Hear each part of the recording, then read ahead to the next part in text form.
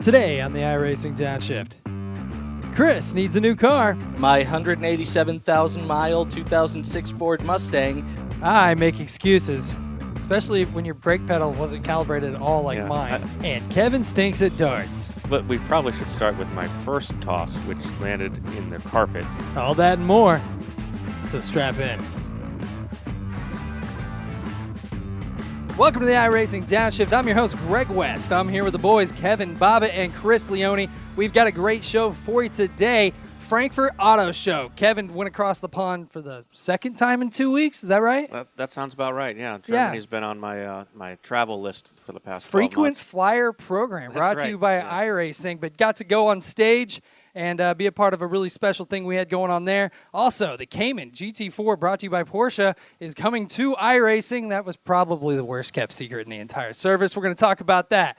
Then, Peak was at the Charlotte Roval and was a nice setup for what the Monster Energy Cup cars are going to be doing this weekend. We've got USAC and a lot more. Most importantly, though, Chris has made it to the office. You had a functioning vehicle this week. I know. Thank you, Greg. After 2 trips to the shop in 2 weeks, my 187,000-mile 2006 Ford Mustang managed to make the 20-minute drive from home to the office. So I am back. We have a show again. We're proud of you. We're proud of you. That's why we're recording on Thursday, obviously. Yeah, obviously. We're just going to blame me for the gap in the show for the past couple of weeks. But we definitely aren't going to blame it on Kevin's jet lag yesterday and him wanting to fall asleep when we normally record. The show would have been a little bit rough yesterday. A little bland? Yeah, a little bland. So. All right, well, let's get this party started. Let's talk about Frankfurt. Kevin, you were over there. We had a great partnership with Porsche at the IAA Frankfurt Auto Show. Why don't you tell us about it? Wow, where do I get started? What a great opportunity for iRacing and sim racing in general to be included in Porsche's booth there at the show. It's one of the largest auto shows in the world. Porsche does this every other year, and to be included in their massive booth was booth is really not the right word. It was really experience. An experience. It was like half of the hall. It was huge, and it was really, really good to be there and to be featured by Porsche. It shows how much sim racing means to them and how seriously they take it.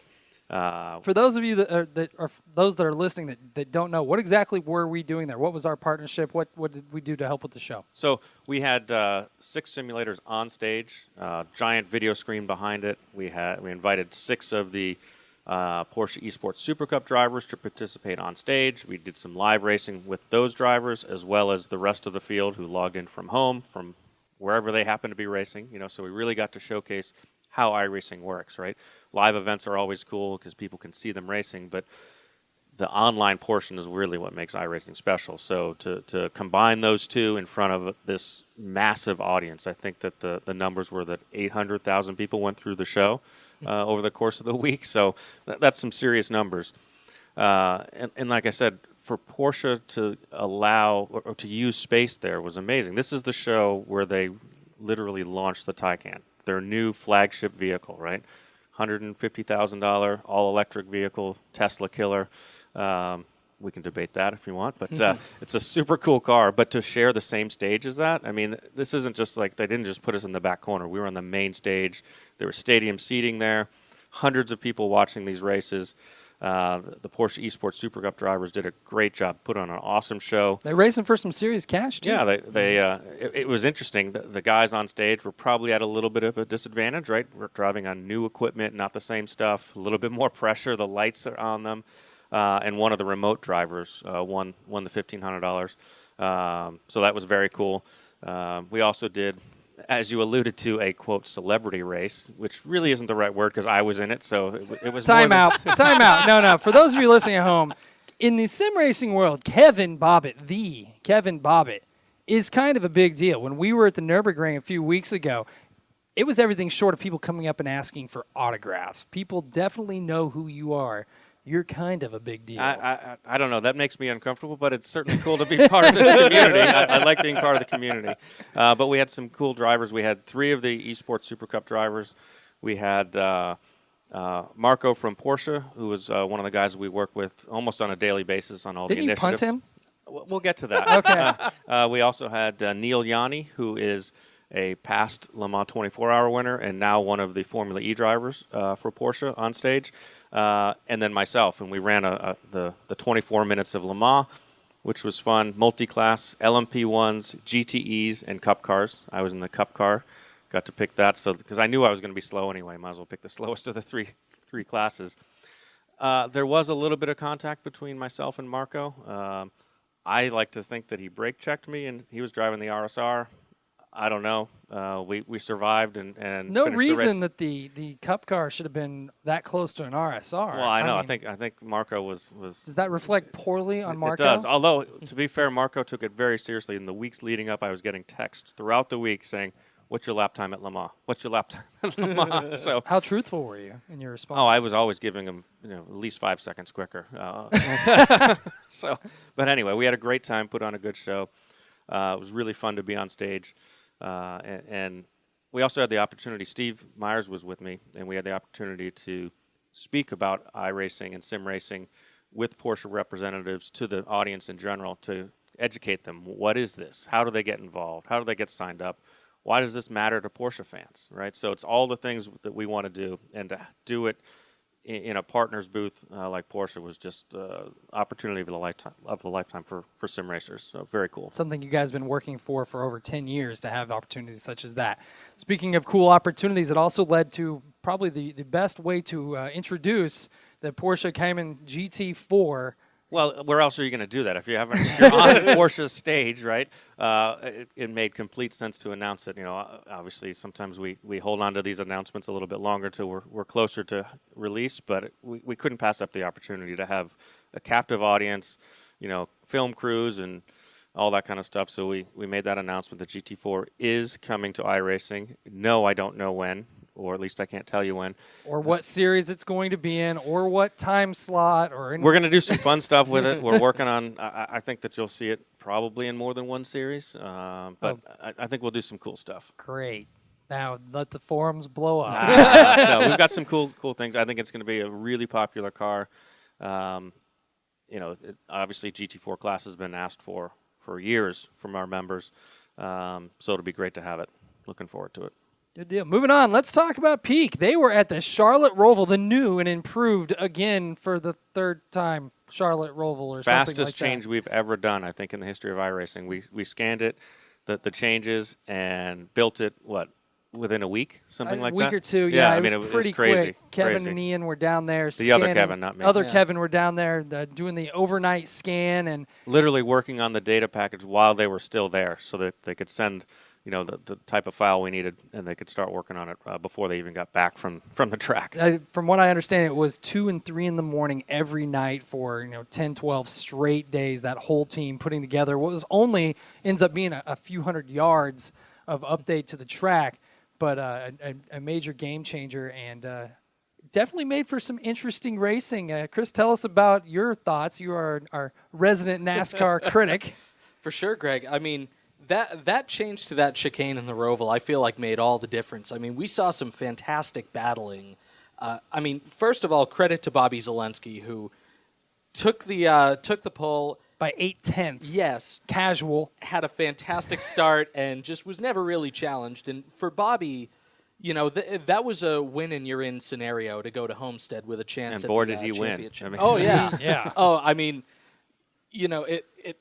But he did what he needed to do, and credit to any driver who's able to do that. I mean, you feel bad for some of the guys who got left behind. I mean, Ryan Luza had a fantastic start to the season and isn't going to advance. Michael Conti finished second on points, wasn't able to advance, but Blake Reynolds and Garrett Lowe, that battle that they had for not only position on the track, but also the final transfer spot, and for Blake Reynolds to take it, that was one of the best head-to-head battles I think we've seen all year. Yeah, it was really good racing. But I want to go back to your previous point, talking about you feel bad for the guys that had a hot start, but this is NASCAR racing today. You have to be able to turn right. Road courses are not going away. You're going to see more of them. They're incredibly popular. Same with the short track racing, you're going to see more of. And this is a skill set that these guys are going to have to continue to develop. And we saw exactly what happens when you're a good road racer. the other night. Yeah, I mean, the schedule has been out for months, right? Mm-hmm. There's no surprise. Obviously, a new chicane, but Maybe a little surprise. but either way, I mean, people knew that there was going to be a road course in the playoffs. So, you've got to get prepared for it. You've got to work on those skills. And, the guys, you have to understand how the series works to get all the way to the end. And in the real world of NASCAR, the guys that win championships consistently have figured that out. So it's part of the, I don't want to say game, but it's part of the process. That's how you win a championship. Let's talk about the new chicane and what it actually entails. It's a big difference in speed from last year, 140 plus miles an hour going through there, just flying literally sometimes through the chicane, down to this year apex speeds were at 53 to 55 miles an hour, so almost 100 mile an hour difference. And what that did is it created an interesting passing zone, the strategies, finding your braking points, making adjustments with only a week to get ready for it. And I think it's a nice preview of what we're going to see this weekend for the Xfinity and the Monster Energy Cup guys. Absolutely, and I think our drivers adapted really well to that. Like we said, some great racing. Obviously, racing. Very clean racing. I mean, obviously, what can you say about Bobby? Of course, he is a Porsche Esports Super Cup driver as well, and there aren't a lot of guys who are really that strong both You on talk the about peak side two different types of cars, right? Oh, exactly. Yeah, so, I mean, you're talking about the closest thing to a road course ringer that you really have in the Peak Series. So, I mean, I think everybody probably kind of came in thinking, oh, Bobby's probably a lock for this. But, I mean, that doesn't mean anything going into Homestead. And, we've got that one race left. We've got Homestead, deciding a champion as it always does. But, going back to the ovals, it's going to be interesting because you've got Keegan Leahy, who has just been pretty dominant, in terms of managing his vehicle and building great leads. Zach Novak has been strong all year. Blake Reynolds has been Mr. Consistency. I think he was our regular season champion. So you've really got the best of the best setting up to battle for the title at Homestead. And they're going to be battling on prime time on NBC. We're moving it to a Thursday night, and it's going to be a heck of a show. We're really excited for that debut of the full-length Peak Series on NBC Sports Network. Moving on to USAC, we had a heck of a race last night. Chris, tell us about it. Oh, boy, Lima Land. And this USAC Sprint Car Series has just been phenomenal the first few weeks. I mean, you have a lot of drivers who we've seen in other iRacing Dirt Oval World Championships. Guys like Alex Bergeron are in this. Cole Cabre is in this. Blake Cannon is in this. On and on. But the past couple of weeks, and again last night, it was actually David Heilemann coming out on top. So Heilemania has been running wild in the USAC Sprint Car World Championship presented by Flow Racing. Was waiting for you to give me the look so I could do the the full series name. I'm waiting for the bell. We need to have a bell. It's to on ding. order from Amazon. Amazon, It's here yeah. for the next one. All Don't right, worry. as long as we've got the bell every time that we get the series name right.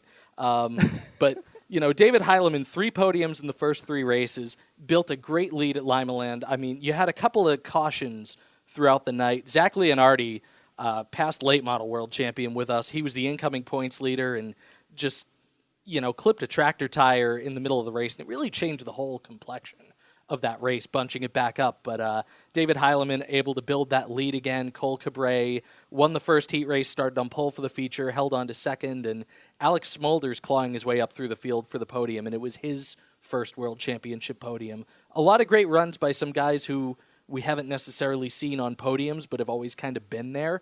And I think we're going to see a lot more of that in the USAC series as we go to Eldora next week. What is interesting about this series to me, this car is incredibly hard to drive. It's a wingless sprint with a ton of horsepower, but the way that these guys have been able to handle it and the different strategies they've been implementing, you've seen the low line, you've seen the middle line, you've seen the high line, you've seen all 3 of them be quick, and it's just a matter of it's slide job after slide job and how close they get in open wheel cars without killing each other. I'm just absolutely impressed. I tried to help shoot the promo video for this series, and emphasis on tried. Struggle bus. Hi, Greg. Me being more of a road racing guy, I love the fact that you can say he clipped a tractor tire. Like the guys that follow the Porsche Esports Super Cup would say, "What was a tractor tire doing on?" Right? But anyway, I digress. And not to mention the fact that the series opened and will actually conclude as well on one of our newest tracks, Fairbury American Legion Speedway. I mean, Ding. every dirt oval in this series really has a different consistency and a different character. And, I mean, if you're somebody who hasn't followed dirt oval racing of any type, you might say, really? You know, how different are they? It's night and day, especially when you go from a quarter-mile bull ring to a half-mile more wide-open track like Eldora. It makes such a difference. All right, moving on. We're going to go into Nim's tips. Every week, Nim Cross sends us one of his tips for protests and basic racecraft. And this week is one that's a little more serious. We're going to talk about tire warming, specifically in some of these open-wheel cars with the new tire model. Yes, Skippy drivers, we're talking to you. Yes, F3 drivers, we're talking to you. And this one's pretty point blank. If you're doing something during your qualifying outlap that is not representative of what would happen in the real world, yes, you can be protested. We're going to take a pretty strong stand on this, too. If you're sitting there doing donuts to basically cheat the system in our simulation, you could find yourself with a week off of iRacing if you are protested. And we are taking a look at those, and we're taking them very seriously, and that's coming from the top. When you have to get Dave Kimmer involved in people doing silly things, you can expect pretty silly results. And moral of the story is don't cheat. Don't cheat. Don't be that guy. Right. Moving on. Let's go to the real world That's recap. quite the tip this week. Yeah, that's the tip. Don't be that guy. Play stupid games, win stupid prizes. Let's move into the real world recap, and let's talk about NASCAR at Richmond and Joe Gibbs Racing. Talking about dropping the hammer on the field. Chris, tell us about it. How many guys in this day and age in major professional motorsport do you see getting a spin and win? Martin Truex Jr. gets spun out. He had been dominant pretty much the whole Rick race. Mears in what year was that? Yeah, God, that had to be... Terry No, Labonte, Dale Earnhardt, Bristol, what? Well, the one that Terry actually won, he got spun after the checkered flag. Fair. 95. Not the 99 one where Dale just flat... The only time I've ever heard anybody boo Dale Earnhardt, by the way. The only time? One of the only. Certainly the only it was that loud. Anyway, back to Richmond. Martin Truex Jr. really showing that playoff form that I think he had a couple of years ago with Fernand Giroux. I mean, at this point, I think, if you're going to make a safe bet, I think Martin Truex Jr. is your guy. Wins in the first two playoff races, But, yeah, as we said, Joe Gibbs Racing obviously very dominant. They crossed the line in the first four spots, and Kyle Busch held on to second. Denny Hamlin held on to third. But now, thanks to failing inspection, a rear toe issue, Eric Jones goes into the Charlotte Roval in a Bobby Zelensky situation where it's win and you move on, but most likely, mathematically speaking, Eric Jones is out unless he takes the checkered flag. So, a huge drop for him. Not what you want to see in the first round of the playoffs, but I don't know. Guys have accommodated circumstances like that before. Guys have stepped up before. It'll just be interesting to see if Eric Jones becomes that guy in the Roval. Let's talk about Truex and Stenhouse. Do you think that incident cost Stenhouse his ride? There was interesting timing to be booted from your team, and when your management comes out and says they were caught by surprise, was that the straw that broke the camel's back? I have no idea, but obviously pure speculation, but I think it all comes down to performance, right? And the long-term performance. How long has he had that ride? It's been nearly a decade. It hasn't quite been, but it's been the better part of the past decade. I mean, it is interesting because my understanding was that in August he signed a renewal for a couple of years. And I am frankly surprised that Roush still had an option on Chris Buescher, considering that he had been at JTG for a few years. I mean, we knew at the beginning of his career when he went to Front Row that he was on loan from Roush in the first year at JTG, which was interesting because they've been a Chevy team this whole time rather than a Ford team, and they put him out to loan, but Roush just didn't have a space for him. So it really is interesting to see him back in the fold. But considering what Ryan Newman has been doing, and he had a great performance at Richmond, and at this rate, seems like he's got the momentum to point himself into the round of 12 at the very least.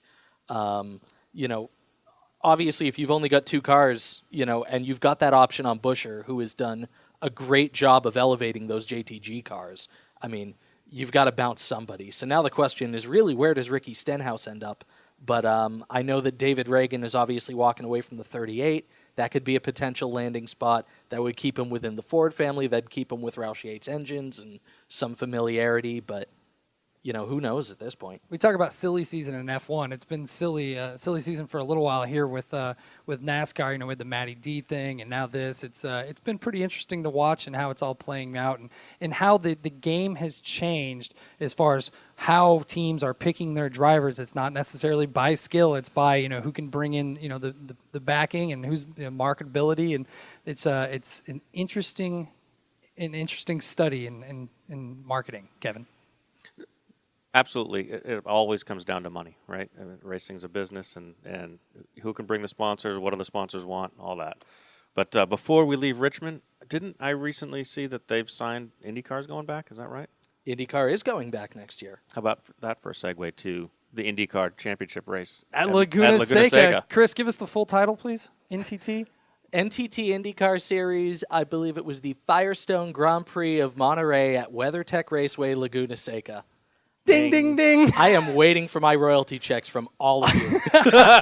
What a last race of the season. These guys have put on a heck of a show this year. They had a new TV deal. It's kind of an opportunity for IndyCar to revitalize themselves. I know I'm an open wheel fanboy, obviously. If you've listened to this podcast, you know that. But these guys did not disappoint. They put on a heck of a show. Great racing. Yeah, so we saw some beating and banging. We saw some people not putting up with getting squeezed and squeezing people off. Pagano. A lot of dust clouds. A lot of dust clouds. We saw Santino Ferrucci make his first mistake of a rookie season. This guy has gotten so lucky all year in driving through accidents and finding the hole, and unfortunately drives through Sato at the Andretti hairpin. But still a great rookie performance for him. I was definitely not sold on him going into the season because of his past, and he did a great job. But let's talk about Joseph Newgarden. Comes away with the W. We had a few different guys that comes away with the championship with Colton Herta with the W. A couple different guys had a chance at the championship going in, and they definitely raced for it. Man, Greg, what's been interesting over the final 5 or 6 rounds of the IndyCar season is that championship was sitting out there for the taking from anybody. And everybody just kind of, Newgarden only made it home 8th at Laguna Seca. After Iowa was not back on the podium in the final 5 or so races of the year, the door was wide open for some of the other guys who were in that title hunt. I thought Rossi or Will Power had him. But isn't that what makes the final so great? That so many people had an opportunity to win the championship. It's so much better than having it wrapped up, 2 or 3 races earlier, and then it's like, okay, well. Of course, it's just what's interesting to me is that with the door wide open, if you've got somebody who's got just a little more hunger than everybody else, a little more fire, and puts themselves in a little bit better position over those first 12 rounds of the season. Think about Will Power. Will Power had probably the best late stretch of the year, but because of all of the issues, all of the mistakes earlier in the season, was mathematically out of it going in. But Will Power, I think he had 1 DNF and everything else was a top 5 in the final 5 or 6 races. It's going to set up a really interesting 2020. I think everybody, even Joseph Newgarden, I think is going to look back at July, August, September and say, I really left a lot of points on the table. Yep. I have really got to get better at these remaining tracks. Obviously, with the unfortunate exception of Pocono, since that's no longer on the schedule. But, I have really got to get it figured out at Richmond. I have really got to get it figured out at Mid-Ohio. And, that's the one where that was just kind of an unfortunate circumstance for Joseph. And that may have, if not for that and maybe even for Gateway, he could have possibly locked it up. But all this is, we're obviously sounding a little critical towards the drivers, but all of these things that you're talking about make it a better package for the fan. 100%. Right? So it's kind of a weird perspective, like, oh, they should have done better, but it made the finale so much better that nobody had the perfect season. But all I'll say is this. With Colton Herta moving into the Andretti camp proper next year, I think all those guys in the top 5 had better watch out. And, apologies to Felix Rosenqvist, who was the actual rookie of the year on points this year. But Colton Herta did have the 2 victories. He took that first one at COTA, set an IndyCar record as the youngest driver. Took this other one at Laguna Seca, where his dad had such iconic performances in the past. I mean, we've started calling it Laguna Herta informally, me and a couple of buddies, and I think it's a fair point because, I mean, take the pole, take the win, dominant. Moving on, let's talk about Christopher Bell, one of the biggest iRacing advocates that we've ever had, a huge part of dirt. We got his fire suit and poster hanging up from adjacent to us right now. From the chili bowl, just hanging on the wall here in the podcast room. So. He had a heck of a weekend. Why, did something happen? Which one? So it goes on, wins an Xfinity race, then decides Sunday I need to go get in my new dirt car. And what happens there, Chris? Oh, well, I don't know. Just a pretty dominant victory at Fremont Speedway. If I read the reports correctly, he lapped up to 6th place, which... That's impressive. I mean, the fact that...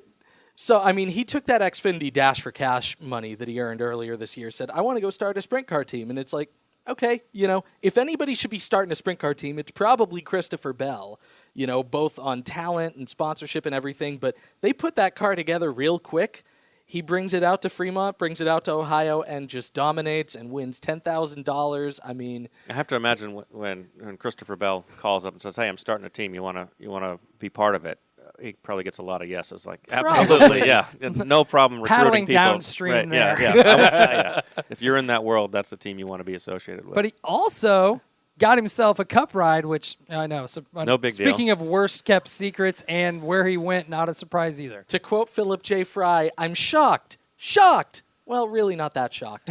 Levine Family Racing, I mean, this has kind of been the worst kept secret in the NASCAR garage for quite a while, but stepping up to the 95, they're going to have that Procore sponsorship they've had. He's bringing Ream up with them. That's going to be a really competitive team, and I mean, the 95 has gotten a lot more attention this year than it has in past years with Matt DiBenedetto, and he has really elevated that team a little bit as well. I mean, almost winning at Bristol. So now you take a guy like Christopher Bell, who has had the appropriate amount of time, I think, in the lower series. A lot of drivers have really gotten rushed up over the past decade and a half, and I think it's a big part of why you see so many top drivers now that have been in the series for 15 or 20 years. We just kind of had this almost decade-long gap of a lot of guys that really didn't pan out, and I think a lot of them really got rushed. But you've got a guy like Christopher Bell who has had multiple years in Xfinity, had multiple years in the trucks, has had more than enough time to really figure out racecraft and what's going to work and what's going to make him fast and consistent. And, if DiBenedetto doesn't steal one over the final few races of this year, I think that 95 is going to make its first trip to the victory lane in 2020. I'm looking forward to it. I'm first off, let's give props to Matty D. It was super class act when it was announced that Christopher Bell was being signed. Once again, worst kept secret in motorsports over the last couple of weeks.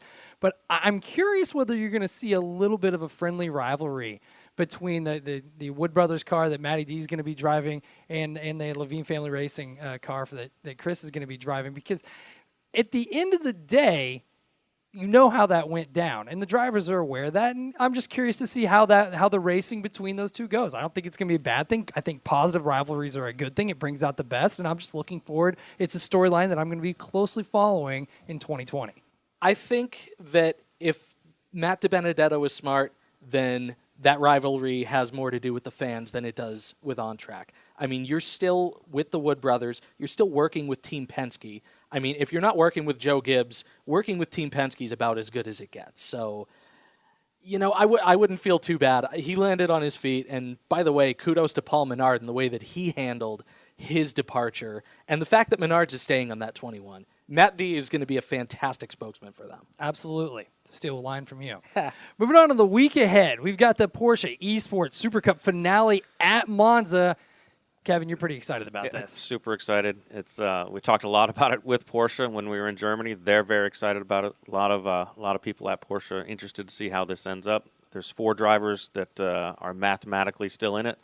Rogers has had the season, the unbelievable season. I think he's the favorite, but who knows, right? There's a lot going on. It's an interesting format. The sprint race, with the invert, and then the feature race. There's 160 points available. If you win everything, So it's Saturday, 10 o'clock our time, 10 in the morning our time. I think that's 4 German time. On our Twitch channel, on Facebook, on YouTube. Porsche is going to put it on their new Twitch channel, which is pretty cool. They don't have a lot of content up there, but they've developed a Twitch channel specifically for sim racing and a few other things. So it'll be live on there as well. But it's exciting. I mean, $100,000 prize pool for this whole thing, right? The champion takes home $25,000 plus whatever he's earned throughout the season. You know, for example, if it's Rogers, he's won a couple of races and finished on the podium. So, you know, he's gonna take, if he wins this, he'll take home a nice payday. And same with the other guys that are. So who else do we have? Benecki, Sebastian Job, and Mitchell de Jong. Those are the 4 guys that have the ability to win, and all of them have already got some cash from their performances in the first 9 rounds of it. Monza is going to be an interesting race. It's a unique track, some drafting, some interesting passing, you know, in these chicanes, hard braking. It's going to be exciting. Can't wait to watch it. I think my vote, I think it's going to go down between Josh Rogers and Sebastian Job. Those guys, I feel like, have kind of risen to the top. It's been quite the rivalry this year, so I'm excited to see how it goes down. And you know, maybe Mitchell de Jong or Max, you know, throws a spoiler in there. But yeah. I'm thinking it's going to come down between those 2. Yeah, I mean, I wouldn't be surprised to see Benecki step up here. You know, he's really had some good performances. He's really managed to keep it close with Josh Rogers and avoid some of the on-track trouble that Josh Rogers has had. He's almost the sleeper. I think he's been more consistent. Yeah. Like he's not had a really bad race. He hasn't made the big mistake. Right. Yeah. Or got caught up in somebody else's whatever. So, yeah. But that's the thing that keeps you right there. And I mean, just like we talked about previously, it's a season-long championship. You've got to – it's a marathon, right? No, exactly. And I mean – the fact of the matter is, yeah, we say 160 points on the line, but nobody has claimed that. And it's thanks to the race format, which has really kept things interesting. I know at the beginning of the championship, people were kind of curious, how is this 8-car inversion before the sprint race going to work out? You know, but I think we've seen the fast qualifiers be able to, you know, pull themselves up through the field a little bit. You know, and the fact of the matter is, you have both a sprint race and a feature race to be able to go do it. So, you know, if you qualify first and you have to start 8th in that sprint, you know, there's nothing saying that you're not going to go out and win the feature. But and you know, there's other guys that are fighting for positions, right? The top 20 keep their spots. The series is absolutely continuing next year, right? Mm-hmm. So we're going to have season 2 with Porsche. So, you know, if you're 22nd, you're trying to get in the top 20 so that you don't have to requalify in. So. Yep, and plenty of guys, you know, in that top 10 that are fighting for just that one extra spot for maybe an extra $1,000 or $2.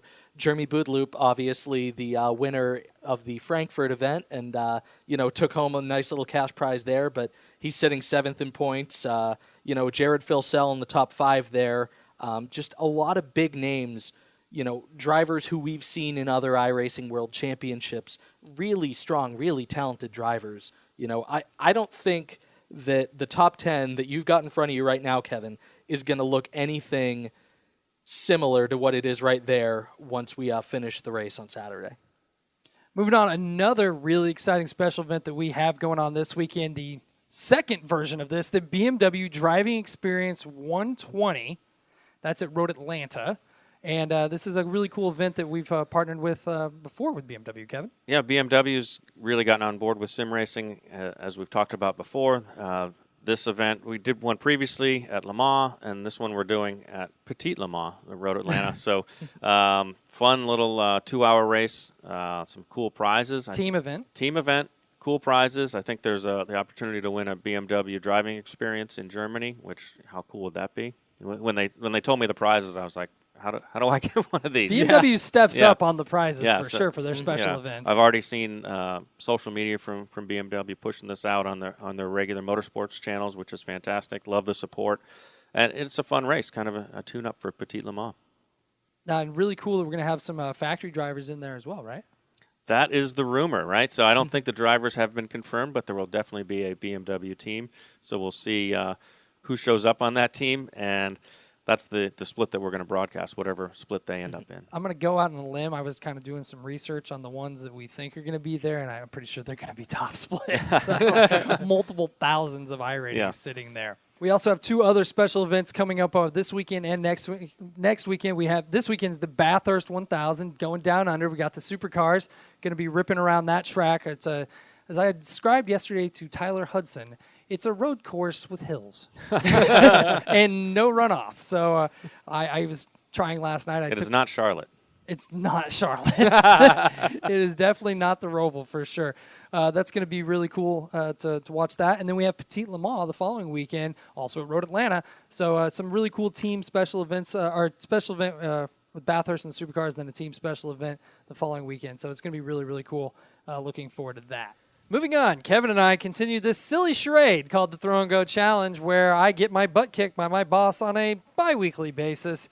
This week we're driving the McLaren MP4...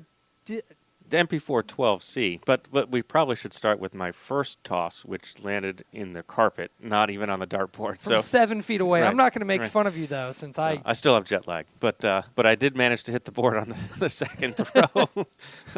And we got the McLaren, which you thought was the Formula One car at first. Just saw the MP4. I hit my head a lot. And then, so you were very nervous, and then it turned out to be this car. But this car turned out to be a challenge with the baseline setup. It was pushy, twitchy.